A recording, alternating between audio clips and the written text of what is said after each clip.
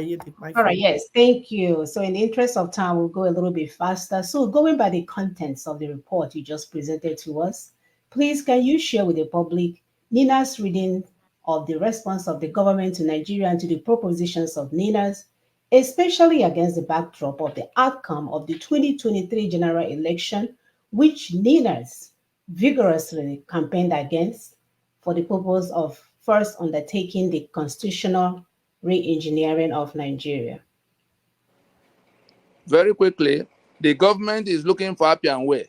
All those things we say we reject, those things we answered in question 4. They are looking towards the National Assembly as where it must happen. Nina say National Assembly has no business with what we are talking about. Our sovereignty is not the business of National Assembly to undertake. Their mandate is limited to lawmaking and not constitution making. Any lawyer that doesn't know that probably did not do well in his jurisprudence exams. And it's a compulsory course. So I could actually say such lawyers are illiterate on the subject matter. It doesn't matter whether they were professors of law or they were senior advocates. And so the question of, government wanting to take the business to National Assembly so that they can control the outcome, the sovereignty of the people will remain detained. Any process that will go to National Assembly, whether they adopt the 2014 conference or they say, let's go to 1963, or they do the one Olisa Bakoba is asking them to go and write another constitution and use one of the sections to smuggle it in, remove the one that was there, bring another whole constitution without reference to the people. So any of all those options, totally unacceptable, will not solve the problem.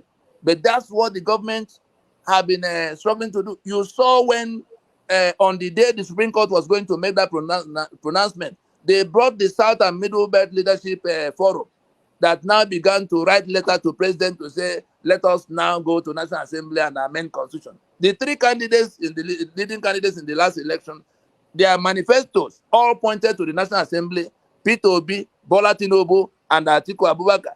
Their manifestos of PDP and APC and Labour Party pointed in writing to the National Assembly as where they will go to amend the constitution. And so the government is trying to see whether any of those shenanigans will work. After we shut down the South and Middle Belt Leadership Forum, they went to the ones that say, oh, let's go to 1963. We shut it down by one broadcast. You remember Afibalola?